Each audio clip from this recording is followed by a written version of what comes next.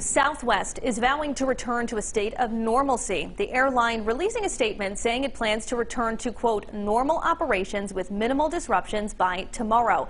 Now, thousands more Southwest flights across the country were canceled again today, including a handful at TF Green. And 12 News reporter Kayla Fish joins me now with a look at the lingering local impacts of this nationwide debacle. Kayla. Well, Kim, you talk about impacts. We looked through data at TF Green, which shows Southwest accounts for about a third of all passengers that go through this Rhode Island airport. That's more than any other airline.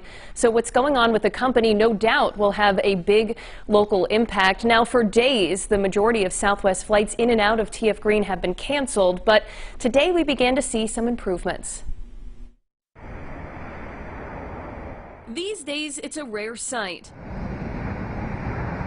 A Southwest plane landing at TF Green Thursday morning.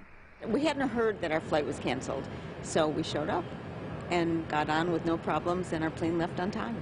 Just got here. We had to stop at Baltimore, and it's just a normal flight. Southwest passengers arriving in Rhode Island tell us the flight was better than they expected, given the airline's recent series of problems, which Andrea Shoda's father was well aware of. I mean, my dad flies for Southwest, so he was not flying as much.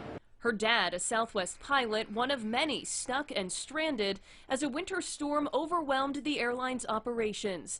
Southwest has canceled more than 13,000 flights since the meltdown began December 22nd.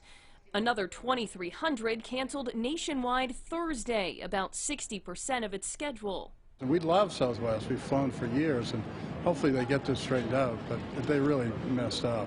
On Twitter, U.S. Representative Jake Auchincloss called it a, quote, operational tailspin that looked to be the worst in U.S. aviation history.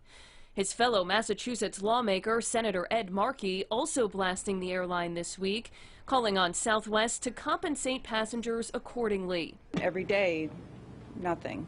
Passengers like Kim Sullivan, who eventually got from Albuquerque to New England on Christmas Eve despite rerouting and cancellations, only without her luggage.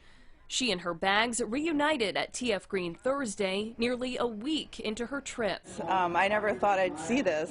As for her flight home, I did cancel my Southwest flight, and I'm flying back on American Airlines because I really want to get home.